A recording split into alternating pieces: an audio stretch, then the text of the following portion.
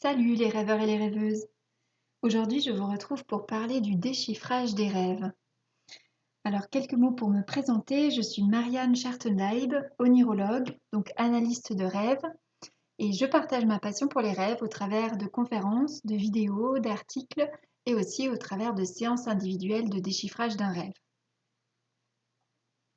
Alors aujourd'hui, on va se pencher sur la question de savoir pourquoi les rêves sont énigmatiques. Et on va étudier pour ça les différents mécanismes du langage onirique.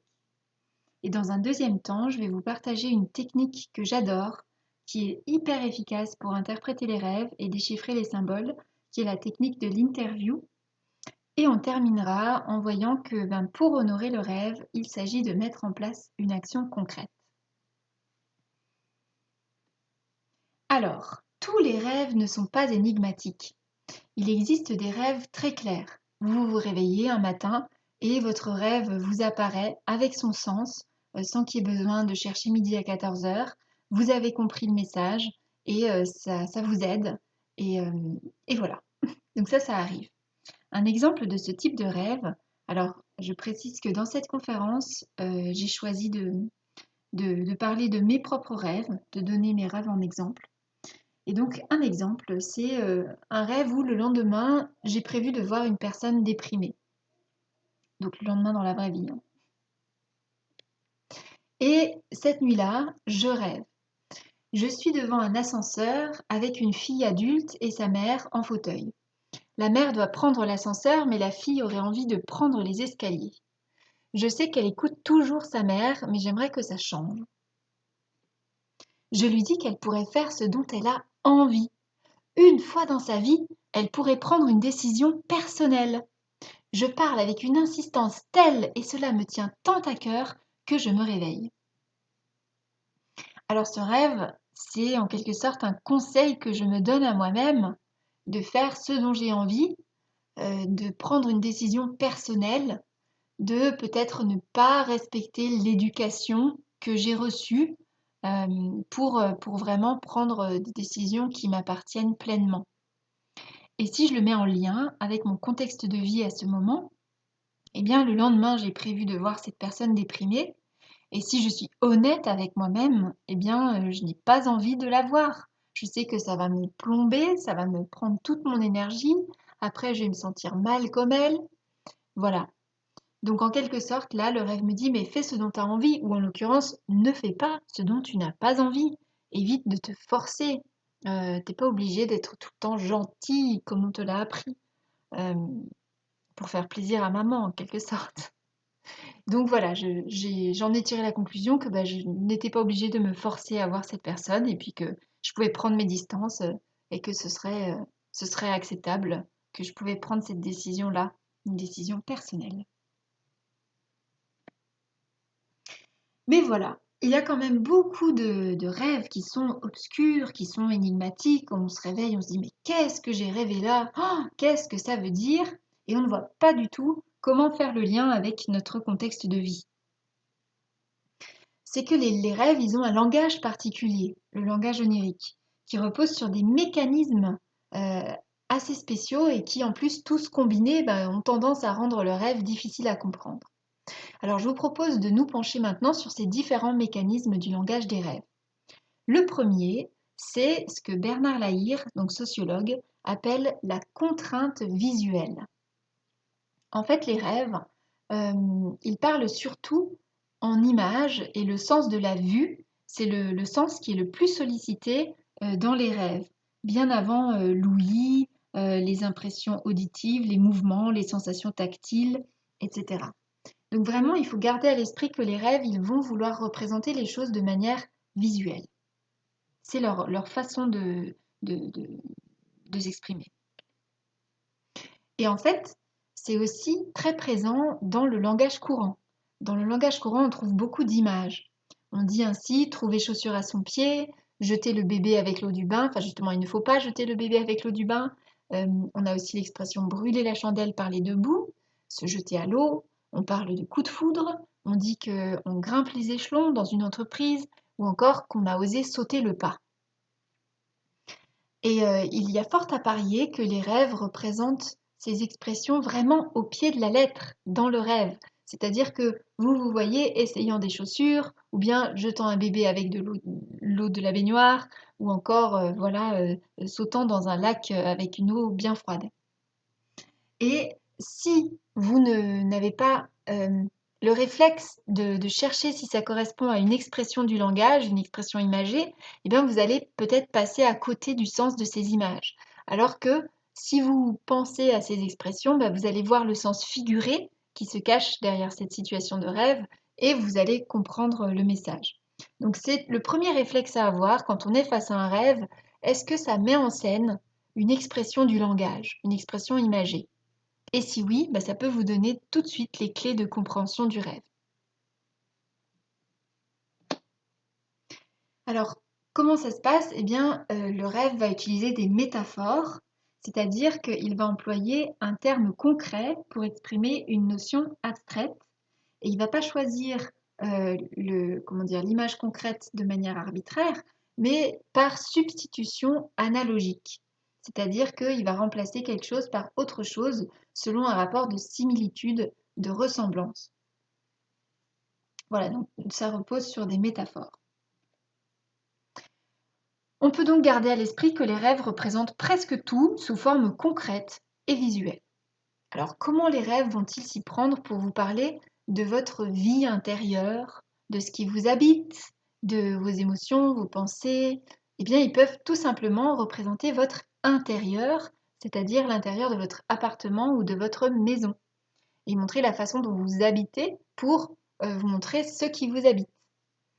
Donc c'est un des ressorts des rêves, et puis c'est une image très fréquente, la maison ou l'appartement, pour la vie intérieure. Ça peut aussi représenter le corps, qui est votre autre intérieur, en quelque sorte, votre intérieur corporel, anatomique. Et comment les rêves vont-ils représenter votre façon d'avancer dans la vie? Eh bien, ils peuvent représenter une voiture, et puis votre façon de conduire, parce qu'elle représente votre façon de vous conduire. Donc là aussi, c'est une image très fréquente en rêve, en sachant aussi que la voiture peut représenter le corps, parce que c'est en quelque sorte notre véhicule terrestre. Alors, deuxième ressort du langage onirique, ce seront les associations par analogie. On a vu donc que les rêves parlaient en images, et donc comment choisissent-ils les images? Eh bien, en les associant par analogie. Qu'est-ce que l'analogie? C'est le rapport de ressemblance et de similitude, la présence de points communs entre deux choses. Et l'analogie, elle structure notre pensée. Bernard Lahire, il explique qu'elle est au cœur de l'activité psychique humaine, dans le rêve comme dans la vie éveillée. Donc là encore, ce n'est pas une spécificité du rêve que de chercher des ressemblances entre une chose et une autre. C'est vraiment une façon de raisonner de notre esprit en permanence, que l'on dorme ou que l'on soit éveillé. Et pourquoi est-ce qu'on fait ça? Eh bien, tout simplement parce que ça permet d'appréhender des situations nouvelles. Si vous appréhendez une situation nouvelle avec aucun souvenir, vous êtes perdu. Vous ne savez pas du tout comment vous comporter dans cette nouvelle situation. Alors que si vous réussissez à dégager, que ce soit consciemment ou inconsciemment, des parallèles entre une situation passée qui ressemble à cette nouvelle situation, eh bien vous allez pouvoir mobiliser les bonnes manières d'être, les bonnes compétences, les bons savoir-faire dans cette nouvelle situation. Donc vraiment, pour nous donner des repères, le cerveau, il compare en permanence les nouvelles situations et tout notre répertoire d'expériences passées pour voir s'il n'y a pas quelque chose qui ressemble dans notre expérience pour savoir comment agir.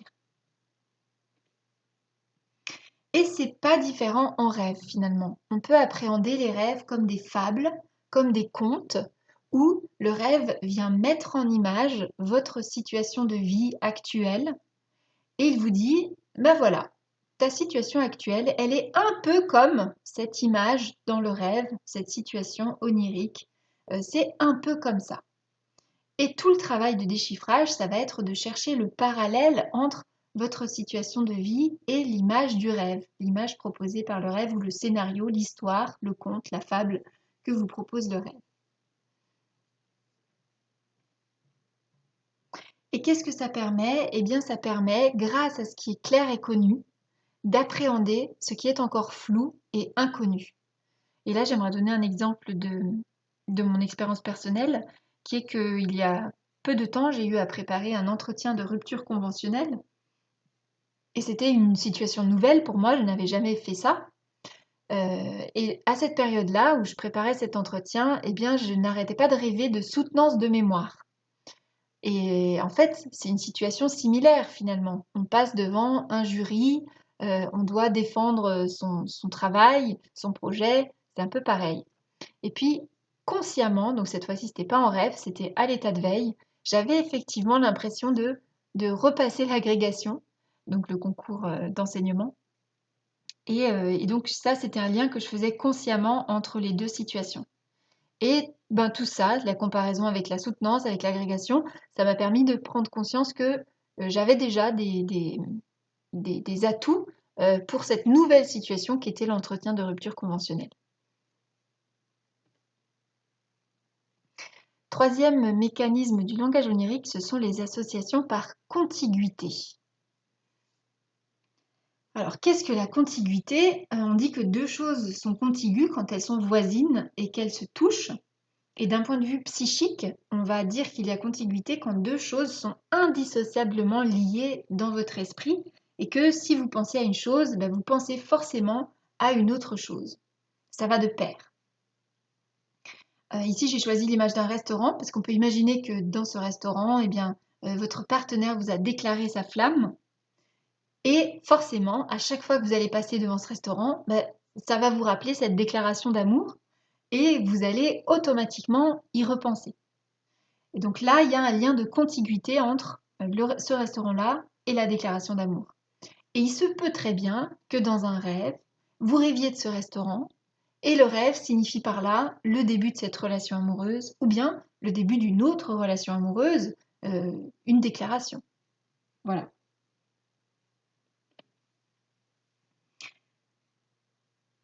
Autre mécanisme du langage onirique qu'il faut avoir à l'esprit, c'est l'économie de moyens.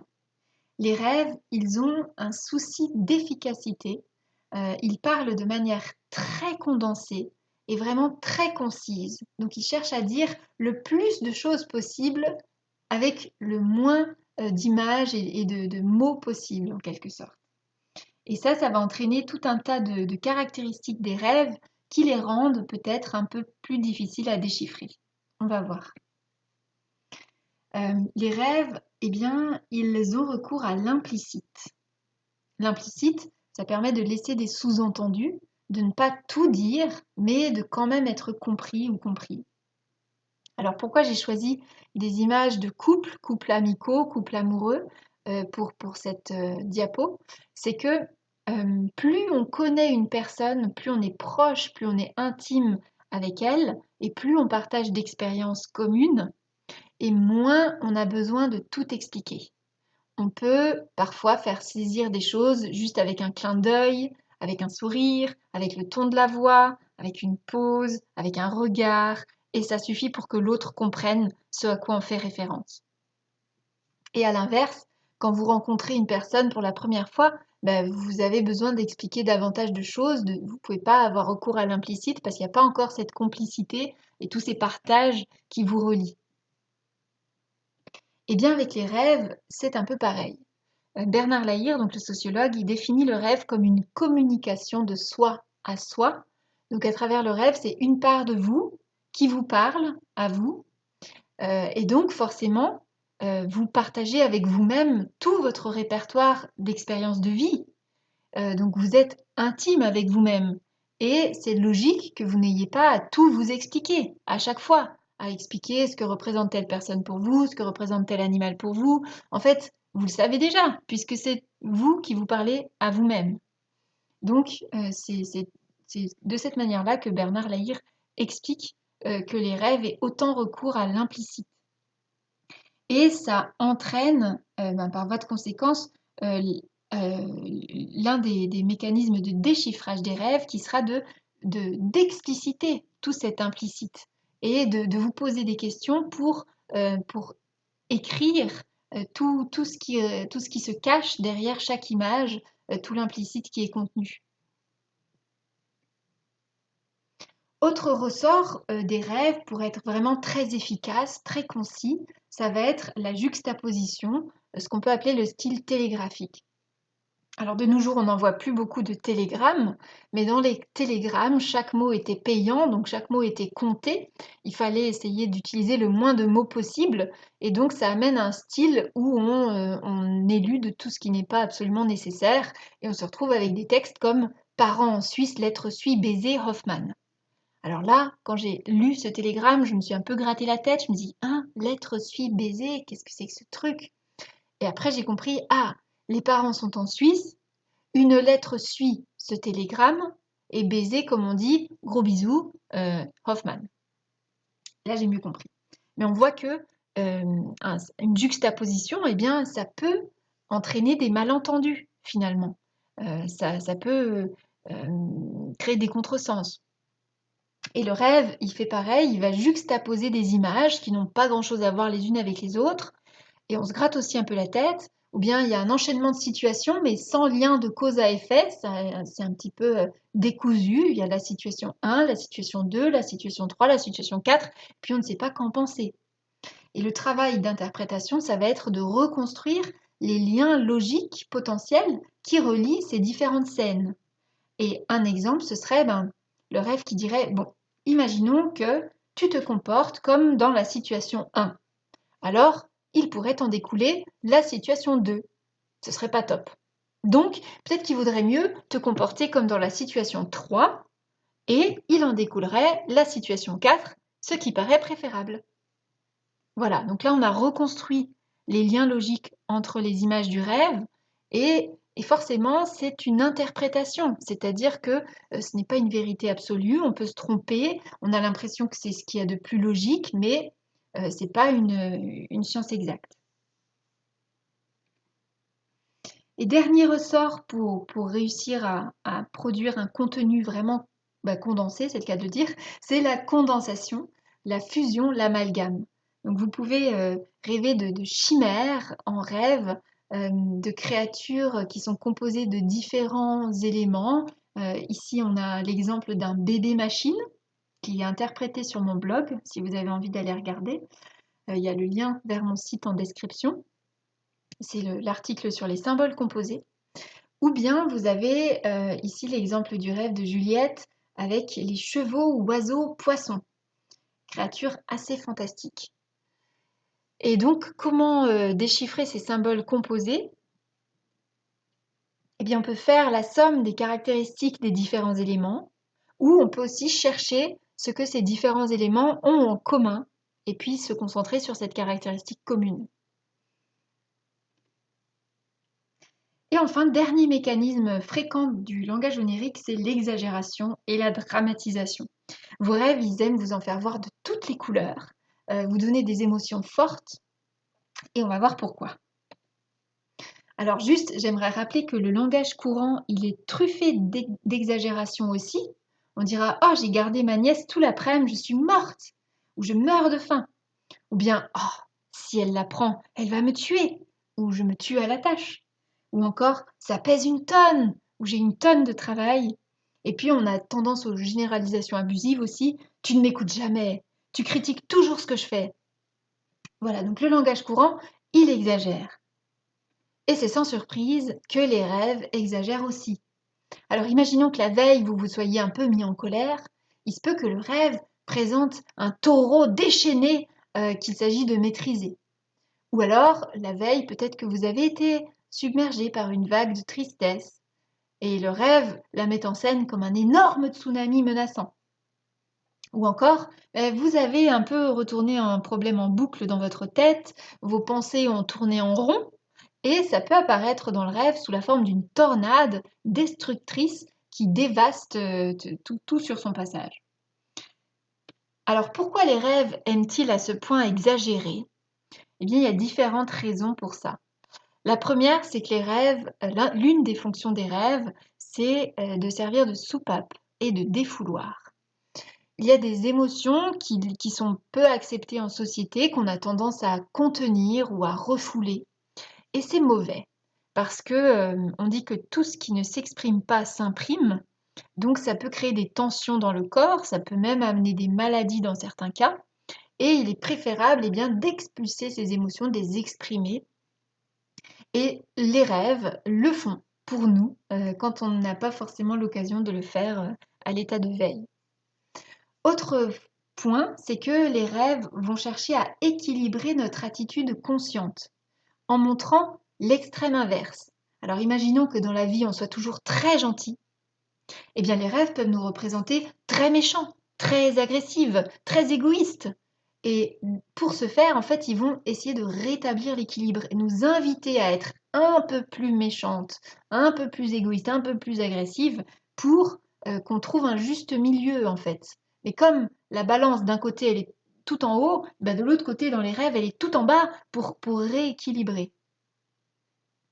Et enfin, eh bien, les rêves exagèrent aussi pour nous alerter, nous mettre en garde. C'est une façon pour eux de prendre le mégaphone et de nous secouer avec des émotions fortes, avec un gros cauchemar, pour nous dire: «Oh, tu te rends compte de ce que tu fais là? Tu te fais du mal! Arrête ça tout de suite!» Et c'est donc leur manière de faire.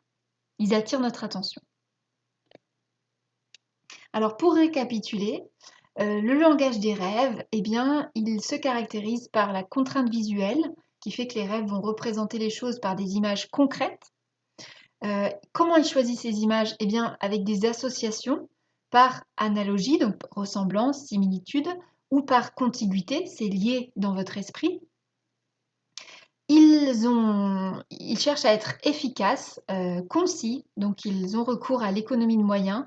Et pour ça, il y a beaucoup d'implicite dans les rêves. Les images sont juxtaposées, parfois même condensées en une seule image.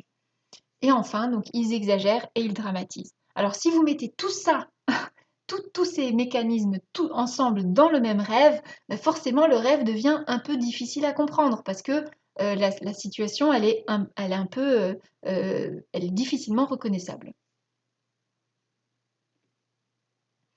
Mais il y a une technique que je trouve vraiment très très efficace et que je vais vous expliquer maintenant avec différents exemples qui s'appelle la technique de l'interview qui permet de déchiffrer les symboles. Alors cette technique, elle a été mise au point par une psychologue américaine qui s'appelle Gail Delaney. Et elle a été diffusée en France par Christiane Riedel, qui a été ma formatrice à l'interprétation des rêves. Pourquoi est-ce qu'elle s'appelle technique de l'interview? Parce qu'on va interviewer le rêveur ou la rêveuse en lui posant tout un tas de questions. Et ça se passe en 4 étapes pour chaque symbole. Donc première étape, on va collecter les associations du rêveur ou de la rêveuse sur le symbole en question. Alors mettons que la personne ait rêvé d'un chien, eh bien on va lui poser la question: qu'est-ce que c'est qu'un chien? On a l'air un peu bête en posant cette question, mais il faut vraiment imaginer et rappeler à la personne que on est comme un extraterrestre qui vient d'une autre planète. Et sur notre planète, tout est différent, donc on ne connaît pas du tout la vie sur Terre et il faut tout nous expliquer. Alors qu'est-ce qu'un chien? Ça va permettre à la personne, au rêveur ou à la rêveuse, de nous donner sa propre définition du chien. Ensuite, dans un deuxième temps, on va essayer de lui permettre de caractériser les chiens et on va lui demander c'est comment un chien? Eh bien, comment sont les chiens de manière générale? Donc, elle va expliquer comment sont les chiens ou comment était le chien de son rêve et nous donner quelques adjectifs pour un peu préciser l'image du chien. Alors, tout ça, on le note mot à mot et on va ensuite proposer, donc deuxième étape, un récapitulé des 3 associations et on choisit de préférence les plus abstraites parce qu'on a vu que le rêve utilisait des images très concrètes souvent pour parler de phénomènes plus abstraits, plus intérieurs ou plus impalpables. Voilà. On va dire donc un chien c'est comme ci, c'est comme ça, c'est comme ça. C'est ça? On demande confirmation au rêveur ou à la rêveuse parce que il se peut qu'on ait oublié un aspect important et dans ce cas-là, on va le rajouter à cette étape-là. Alors, troisième étape, elle est véritablement cruciale parce que c'est là qu'on va faire le lien entre l'image du rêve et le contexte de vie du rêveur ou de la rêveuse. On va poser toujours la même question qui est: à quoi te fait penser au moment du rêve, à l'intérieur ou à l'extérieur de toi, une façon d'être comme ci, comme ça, comme ça. Donc on répète encore une fois les mêmes associations. Pourquoi est-ce qu'on demande à l'intérieur ou à l'extérieur de toi? C'est parce que la plupart du temps, les rêves, eh bien, ils vont mettre en scène différentes façons d'être, différentes facettes du rêveur ou de la rêveuse, ou de sa vie intérieure, différentes situations, son vécu personnel. Donc on invite en premier lieu à l'introspection. Et dans 80% des cas, ça va éclairer le sens du symbole. Mais il y a quand même certains cas, peut-être 20% environ, où le rêve va parler d'une situation extérieure ou bien d'une personne de l'entourage du rêveur ou de la rêveuse. Donc on examine aussi toujours la piste extérieure. Alors là, un sens émerge. La personne dit: ah oui, tiens, ça me fait penser à telle personne de mon entourage qui s'est comportée comme ça hier. Ou bien: ah oui, moi hier, effectivement, j'ai fait ci, j'ai fait ça. Donc on peut dire que c'est un peu ma facette chien qui est ressortie. Et on va vérifier le sens trouvé. Et pour ça, on va regarder si ça colle à toutes les associations de la première étape. Alors là, c'est un peu théorique. On va voir maintenant plusieurs exemples. Et je vais commencer par vous mettre au travail, vous proposer de vous entraîner, cette fois-ci sur le symbole du chat. Si vous aviez rêvé d'un chat, eh bien je vous poserai la question: qu'est-ce qu'un chat? Et là, que me diriez-vous? Comment est-ce que vous définiriez un chat? Et puis, deuxième question, je vous demanderai: un chat, c'est comment? Et j'attendrai que vous me donniez un peu son caractère tel que vous le percevez, ses caractéristiques physiques, votre avis personnel sur les chats, vos expériences avec des chats. Donc je vous propose de faire l'exercice, de mettre pause, de prendre un papier, de noter vos associations. Surtout ne vous censurez pas, vous notez ce qui vous passe par la tête, vous ne le jugez pas. Et c'est vraiment le type de démarche que je conseille d'avoir face à tout symbole de votre rêve. Alors j'espère que vous avez pu noter quelques associations et j'aimerais quant à moi eh bien, vous partager les retours qui m'ont été faits quand j'ai fait cet exercice en vrai lors de ma conférence à Dijon. J'ai récupéré les papiers et je vais vous lire donc différentes associations des gens qui étaient présents. Alors une première personne écrit: un chat, c'est un petit animal qui se frotte partout. C'est mignon, ça dort beaucoup, c'est un peu égoïste, possessif. Voilà, une première représentation du chat. Une autre personne écrit: le chat, c'est un animal, un mammifère, poilu le plus souvent, 4 pattes, une longue queue, des moustaches. C'est sensuel, souple, ça retombe sur ses pattes, ça voit la nuit, ça perçoit les énergies subtiles comme les fantômes, et c'est indépendant. Donc là, on a une autre représentation du chat. Alors encore une autre réponse. Un chat, c'est une boule d'amour. C'est comment? Eh bien, 4 pattes, 2 oreilles pointues, une moustache, 2 yeux, des griffes. Il ronronne, il aime les câlins, et c'est doux. Et puis, dernière participation. Un chat, c'est un animal à 4 pattes avec une queue, des poils, d'une ou plusieurs couleurs. C'est sauvage, parfois agressif et solitaire, mais agréable et joueur. Et l'expérience que ça évoque, c'est la griffe du chat peureux de mes beaux-parents. Alors, tout ça pour vous montrer que les associations sur un animal aussi commun que le chat sont finalement très différentes d'une personne à l'autre. Et c'est pour ça que ça vaut la peine d'interroger en premier lieu le rêveur ou la rêveuse. Et c'est pour cela aussi qu'on perd beaucoup de richesse d'interprétation si on ouvre un dictionnaire de symboles à la rubrique chat ou si on tape sur Internet « J'ai rêvé d'un chat, ça veut dire quoi ?» L'important, c'est ce que ça veut dire pour vous. C'est ce que représente le chat pour vous. Parce que le rêve, il va toujours puiser dans votre répertoire personnel d'images et d'expériences. Et c'est ça qu'il va mettre en scène. Donc ce qui compte, c'est toujours vos associations. Alors quelques exemples maintenant. On va voir comment déchiffrer un personnage. Les personnages dans les rêves, ils représentent souvent des façons d'être comme ce personnage. Alors là, c'est un rêve que j'ai reçu en période de lancement de mon activité d'onirologue. C'était nouveau, donc j'avais des inquiétudes et des doutes. Et au coucher, j'ai prié et j'ai fini ma prière en disant: je choisis la confiance. Et je rêve. Flora est morte. Je m'étonne de n'en être pas affectée. Je règle des formalités, Je me dis juste que je n'aurai plus à l'appeler et à lui écrire pour la rassurer et l'encourager.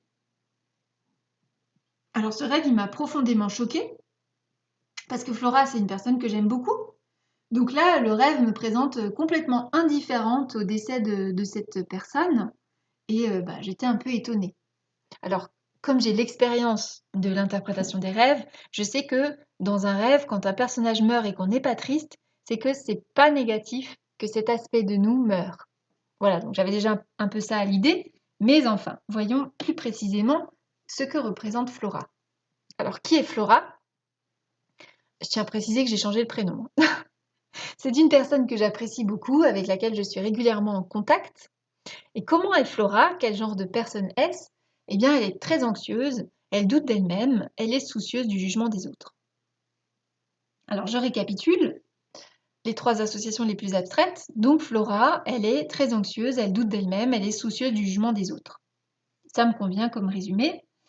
Donc après, je vais faire le lien avec mon contexte de vie et je pose la fameuse question: à quoi me fait penser au moment du rêve, à l'intérieur ou à l'extérieur de moi, une façon d'être très anxieuse, qui doute d'elle-même et soucieuse du jugement des autres?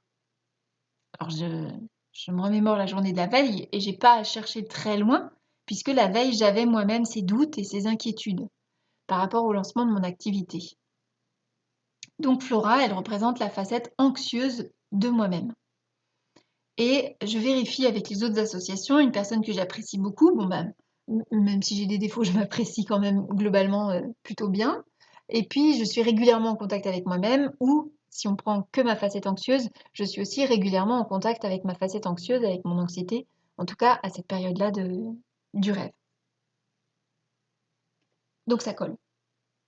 Et Flora est morte. Donc si on reformule, ça veut dire ma facette anxieuse qui doute est morte. À quoi ça correspond la veille du rêve?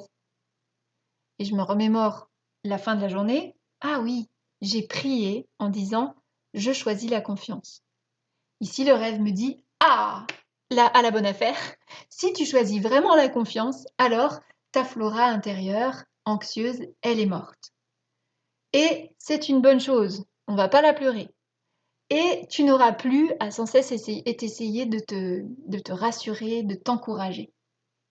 Voilà, donc le rêve célèbre en quelque sorte cette décision de choisir la confiance en me disant, voilà, c'est une bonne chose. Alors, déchiffrer un objet.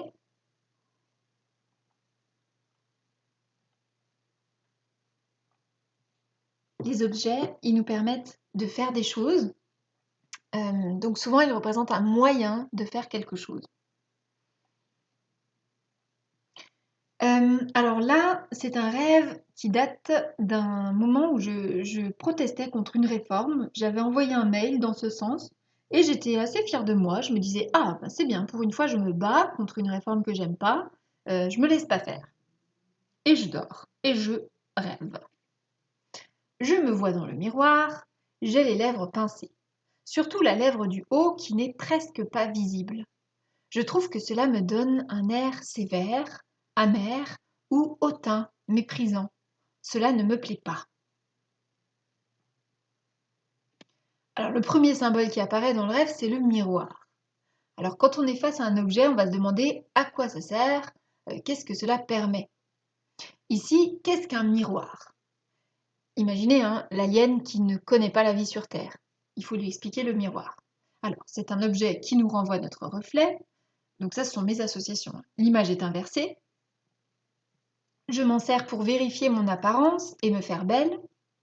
Et c'est comment un miroir? C'est bien pratique et c'est protégé par une plaque de verre.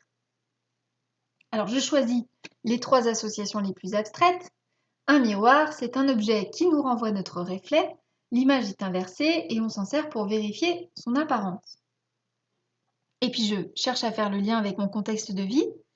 À quoi me fait penser, au moment du rêve, quelque chose qui me renvoie mon reflet, l'image est inversée et je m'en sers pour vérifier mon apparence, à l'intérieur ou à l'extérieur de moi. Alors à l'extérieur, ça me fait penser au miroir, ça me fait penser aux vitrines des magasins aussi que j'utilise pour vérifier mon habillement. Mais à l'intérieur, est-ce que ça peut m'évoquer quelque chose? À l'intérieur de moi, un objet, enfin quelque chose qui me renvoie mon reflet, l'image est inversée. Ah, ça me fait penser aux rêves eux-mêmes. Alors on va vérifier si ça marche. Est-ce que les rêves me renvoient mon reflet? Oui, ils me mettent en scène dans différentes situations euh, et donc ils mettent en scène les situations de ma vie. C'est une forme de reflet. L'image est inversée. Bah oui, elle est déformée. Elle n'est pas comme dans la vraie vie. On a vu, hein, il y a tous les mécanismes de rêve qui viennent euh, euh, donner des images particulières. Et puis, les rêves, ils n'ont pas toujours la même vision de moi que moi. Moi, parfois, je doute de moi et eux, ils me disent, vas-y, t'as du potentiel, fonce. Donc, on n'a pas toujours le même avis. Parfois, c'est inversé. Et je m'en sers pour vérifier mon apparence. Eh bien, je vérifie pas mon apparence physique dans mes rêves, mais je vérifie la façon que j'ai de me présenter dans le monde. Je vérifie mon comportement. Je vérifie si je suis toujours bien alignée avec mes aspirations profondes. Voilà, ça me permet de vérifier si tout va bien. Et de me faire belle? Eh bien, oui, finalement, peut-être. En fait, là encore, pas forcément au niveau physique, mais au niveau de l'âme. Euh, le travail des rêves, il vise à nous rendre de plus en plus complets et complètes, avec une personnalité de plus en plus riche et authentique. Et donc, ça, c'est une belle évolution. C'est une évolution vers une forme de beauté intérieure. Alors, est-ce que les rêves sont pratiques? Oui, ils nous montrent des choses qu'on ne veut pas voir. Ils mettent le doigt sur des points qui sont encore à travailler. Et protégé par une plaque de verre. Alors là, il y a un jeu de mots fréquent dans mes rêves qui est entre verre et rêve. Vous le lisez à l'envers. Et donc souvent les objets en verre dans mes rêves, ils représentent les rêves. En plus, c'est mon métier d'interpréter les rêves, donc ils apparaissent assez souvent dans mes rêves, les rêves. Ok, donc ça marche bien. Et si on relit le rêve, donc je me vois dans le rêve, finalement, je vais voir de nouveau si tout va bien dans mes rêves, mais il y a un souci. J'ai les lèvres pincées. Les lèvres, c'est ce qui permet de parler, donc ça peut représenter la façon de s'exprimer. Et ces lèvres, donc cette façon de m'exprimer là, elle me donne un air sévère, amer ou hautain et méprisant. Alors je cherche à quoi ça me fait penser dans mon contexte de vie, une façon de m'exprimer qui me donne un air sévère, amer ou hautain, méprisant. Et j'ai pas à chercher très loin, ça me fait penser au mail que j'ai envoyé la veille pour protester contre cette réforme, parce que effectivement j'ai eu un ton assez acerbe. Et j'étais vraiment très très en colère contre cette réforme et ça s'est ressenti dans le ton que j'ai employé. Alors ici, le rêve me dit, ça ne te plaît pas, ça ne te va pas très bien en fait, c'est pas idéal, ce ton dans ce message. Alors déchiffrer un lieu, les lieux en rêve, souvent ils représentent un cadre ou une situation. Alors le contexte du rêve qui suit, c'est un moment où je travaille sur le PowerPoint de ma toute première conférence. Et je suis un peu stressée toujours par le lancement de mon activité et je me demande comment me faire connaître en tant qu'onirologue. Et je rêve. Je passe par une zone commerciale pour aller à ma conférence. J'arrive une demi-heure à l'avance pour m'installer. Mais je me rends compte que mon ordinateur ne lit plus le PowerPoint. J'essaie de le faire fonctionner, mais il y a comme un virus qui a été installé quand je suis passée par la zone commerciale. Je n'arrête pas d'avoir des pubs sur mon ordi qui s'ouvrent et bloquent l'ordinateur. Je commence à paniquer. Alors là, c'est un peu un scénario catastrophe et tout bascule dans la zone commerciale. C'est là que le virus est installé sur l'ordinateur, ce qui va bloquer le PowerPoint pour la conférence. Alors qu'est-ce que c'est que cette zone commerciale? Alors je m'interviewe moi-même. C'est une zone en bordure de ville avec plein de grandes surfaces. Et c'est comment, Marianne, une zone commerciale? Ah bah, c'est moche, c'est artificiel. Moi, je trouve ça inhospitalier, déprimant au possible. Il y a du bitume et de la tôle partout. Ça représente les excès de la société de consommation. Et je me sens vidée après y être passée. Alors, si on récapitule, en choisissant les associations les plus abstraites, on ne va pas prendre le bitume et la tôle. Donc, la zone commerciale, c'est un cadre inhospitalier qui représente les excès de la société de consommation et je me sens vidée après y être passée. Maintenant, je vais faire le lien avec ma vie. À quoi me fait penser, au moment du rêve, un cadre inhospitalier qui représente les excès de la société de consommation et je me sens vidée après y être passée. À l'intérieur ou à l'extérieur de moi. Alors je cherche. À l'extérieur, ça me fait penser aux zones commerciales, mais j'y vais pas en ce moment. Enfin, j'y vais jamais quasiment. Donc ça peut pas parler de ça. Où est-ce que je vais? Un cadre où je me sens vidée après y être passée. Ah, ça me fait penser aux réseaux sociaux. À chaque fois que je vais sur les réseaux sociaux et que je scrolle, après, je me sens complètement vidée. Alors, on va vérifier si ça colle avec les autres associations. Est-ce que les réseaux sociaux sont en bordure de ville? Alors, ils sont un peu en bordure, en marge de la vie. C'est pas la vraie vie, c'est en marge, quoi, sur les réseaux. Est-ce qu'il y a plein de grandes surfaces? Oui. Il y a plein d'entreprises qui essayent de vendre leurs produits, effectivement. Est-ce que c'est moche, les réseaux sociaux? Est-ce que c'est artificiel? Alors, je trouve ça très artificiel. Les gens, voilà, se présentent sous leur meilleur jour. Il n'y a que des belles photos. Ça ne représente pas la totalité de l'existence. Est-ce que c'est inhospitalier, les réseaux sociaux? Pour moi, oui, parce que déjà c'est nouveau, j'ai pas l'habitude de poster dessus. Je commence en même temps que mon activité et donc je maîtrise pas forcément encore tous les codes. Donc je m'y sens pas chez moi, c'est vrai, j'ai pas tous mes repères, donc c'est inhospitalier. Est-ce que c'est déprimant? Oui, moi ça me déprime de voir les gens qui se mettent en scène comme ça. Alors le bitume et la tôle, ça colle pas, mais on peut avoir certaines associations qui ne collent pas et le symbole vaut quand même. Est-ce que ça symbolise les excès de la société de consommation? Ben oui, justement, c'est toujours plus, la course au plus de likes, plus d'abonnés, plus de produits. Ça génère aussi, c'est un coût écologique, tout ça. Enfin, donc, ça va bien dans ce sens-là. Voilà, donc la zone commerciale, elle représente les réseaux sociaux au moment du rêve. Et il y a un souci, je passe par une zone commerciale pour aller à ma conférence. Donc on peut reformuler ça en je passe par les réseaux sociaux pour communiquer. C'est ça que je fais dans la conférence, je communique sur les rêves. Et là, il y a un hic. Si je passe par les réseaux sociaux, je risque d'être contaminée par un virus. Et par quel virus? Par le virus de la pub. Des pubs qui s'ouvrent à l'intempestive sur mon ordinateur et qui le bloquent. Donc ça bloque la communication, ça bloque tout, ça paralyse tout.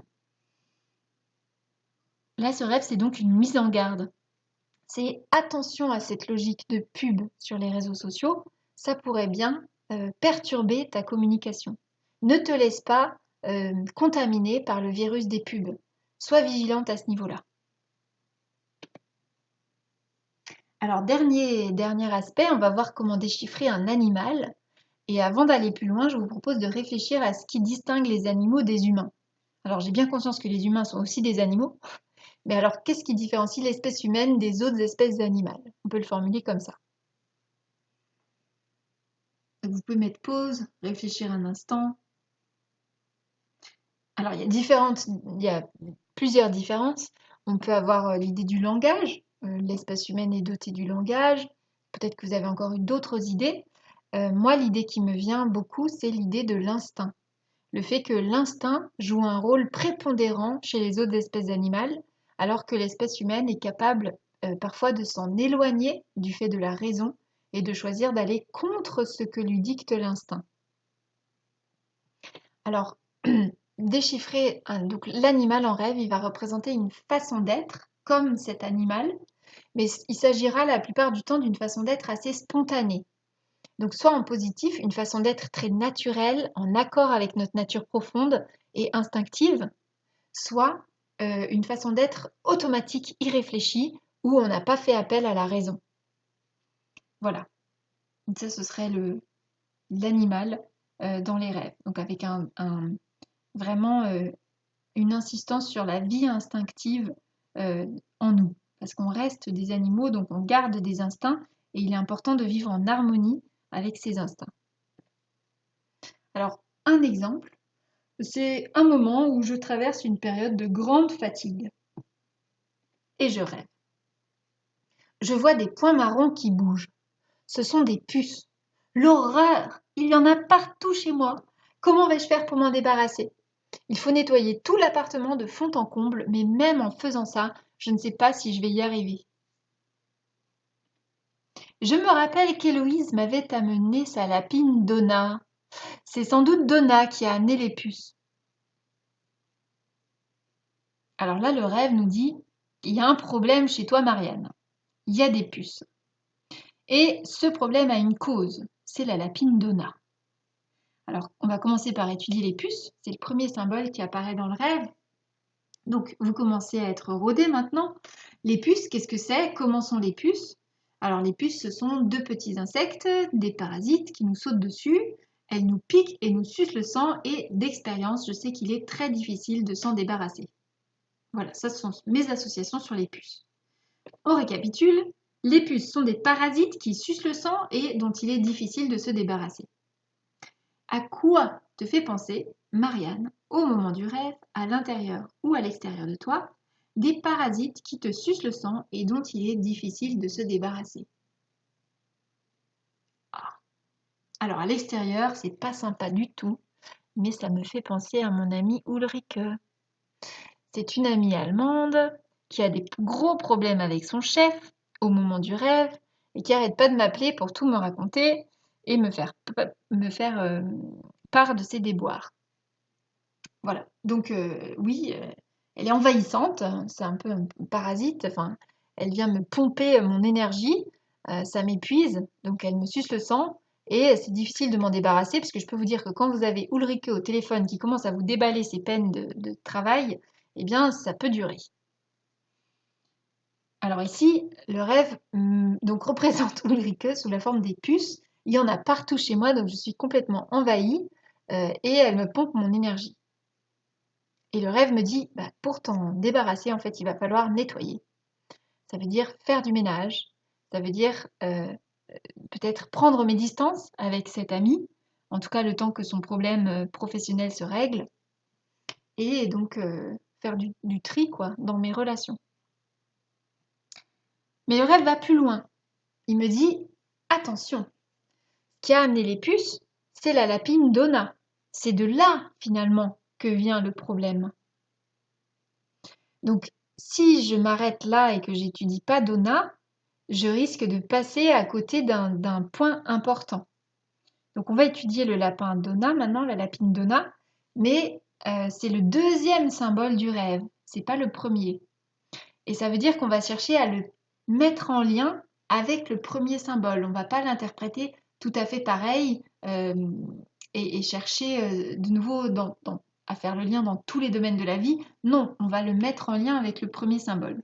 On va tisser le lien. Il faut imaginer qu'un rêve, c'est comme un collier de perles. Au fur et à mesure que vous enfilez les symboles sur le fil, eh bien, ça prend son sens et vous avez un motif d'ensemble qui se dessine. C'est vraiment un travail minutieux. Alors, comment ça se passe pour tisser le lien quand on est au deuxième, troisième, quatrième symbole? Comment on fait? On va toujours essayer de le rattacher au symbole précédent. Et comment? On commence pareil, on cherche les associations. Donc, qui est Donna? C'est la lapine bélier de mon amie Héloïse. Comment est Donna? Donc, quand on est face à un animal, on va préciser un peu son caractère, ses particularités physiques. Alors, Donna, elle a de longues oreilles tombantes, elle est vieille, elle ressent toutes les émotions de sa maîtresse et Héloïse m'a expliqué qu'elle portait même ses mots pour elle. Donc, quand Héloïse va mal, la lapine va mal aussi. C'est assez fascinant. Alors, on récapitule. Il y a les longues oreilles, c'est vraiment la caractéristique du lapin. Donc on va aller voir le sens symbolique des longues oreilles. Et pour ça, il suffit de se dire, les oreilles, qu'est-ce que c'est? C'est l'organe qui permet d'entendre et d'écouter. Donc, les longues oreilles deviennent une longue capacité d'écoute. Et on va récapituler en demandant, donc Donna, elle a de longues oreilles, donc elle a une longue capacité d'écoute. Elle est vieille et elle ressent toutes les émotions de sa maîtresse, donc d'une autre. Et alors c'est là, au moment de faire le lien avec le contexte de vie, qu'on va aussi faire le lien avec le symbole précédent. Et on va demander On va pas dire en ce moment, dans ta vie, ou au moment du rêve, on va pas demander ça. On va faire le lien avec l'image précédente. On va dire alors qu'il est question de mon amie envahissante, parce que c'était le sens des puces. Donc on rappelle le sens du premier symbole. Alors qu'il est question de mon amie envahissante, à quoi me fait penser, après c'est pareil, à l'intérieur ou à l'extérieur de moi, une vieille et longue capacité d'écoute qui ressent toutes les émotions d'une autre. Et bien c'est ma capacité d'écoute à moi, c'est mon empathie à moi. Et donc on vérifie que ça colle bien aux associations. Donc j'ai une très longue capacité d'écoute, c'est vrai, je suis capable d'écouter Ulrike pendant des heures. C'est une habitude très ancienne que j'ai depuis toute petite, cette capacité d'écoute. Je ressens toutes les émotions des gens qui m'entourent. J'ai une empathie assez immense. Et j'ai tendance à porter les mots pour leurs mots pour les autres en fait. Quand les autres vont mal, eh bien je vais mal aussi. Et quand, avec Ulrike, quand Ulrike va mal, après moi je me retrouve à aller mal aussi. Voilà, donc ça colle bien avec ma personnalité à moi. Et le message du rêve, c'est donc, il va falloir traiter Donna. Sinon, les puces vont revenir. Ou alors, il ne faut plus accepter Donna chez moi. Mais en tous les cas, il y a quelque chose à faire à ce niveau-là. Ça veut dire qu'il va falloir limiter mon empathie, limiter ma capacité d'écoute pour éviter d'être envahi ou d'être parasité. Sinon, la prochaine personne qui passe par là, paf, ça va recommencer. Il y aura de nouveau quelqu'un qui va me raconter trop de choses, plus que ce que je peux accepter.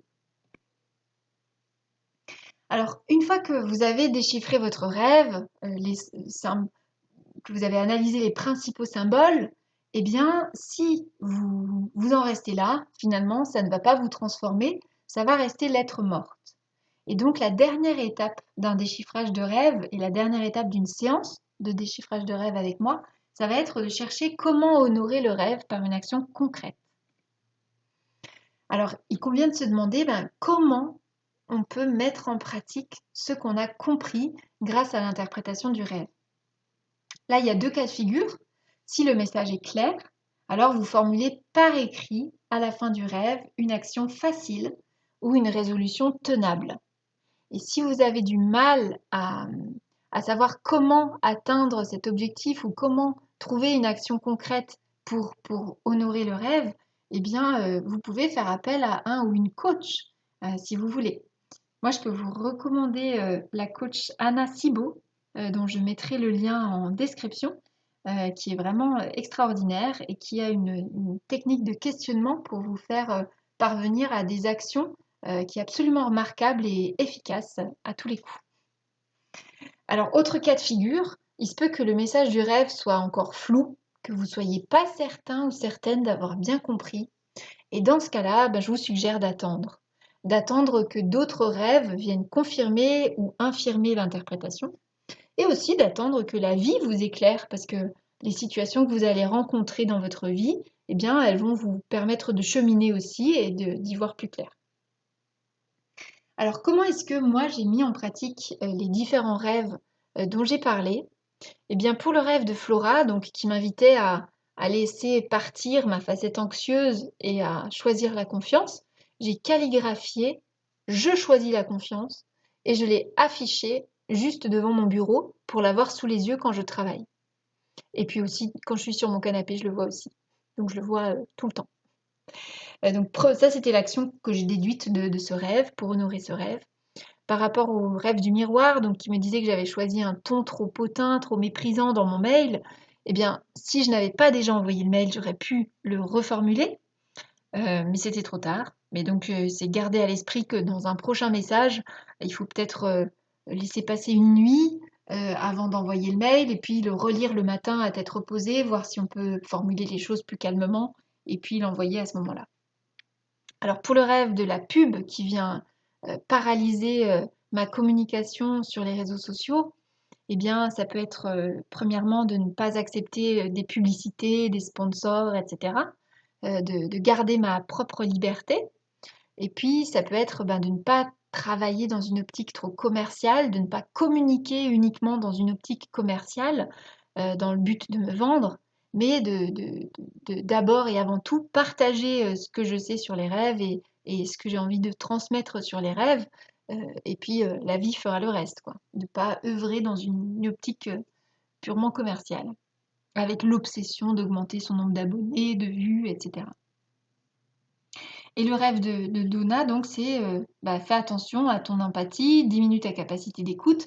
Et puis, j'ai pris mes distances avec Ulrike et j'essaye de garder cette vigilance, de ne pas me laisser envahir et de maintenir mon empathie dans des limites raisonnables. On arrive à la fin de cette vidéo. J'espère que cela vous a éclairé, que ça vous a donné des pistes pour interpréter vos rêves. Ici, je note les sources dont je me suis inspirée pour concevoir cette conférence. Et si vous avez envie d'aller plus loin dans le déchiffrage de vos rêves, n'hésitez pas à consulter mon site, dont je vais mettre le lien dans la description sous la vidéo.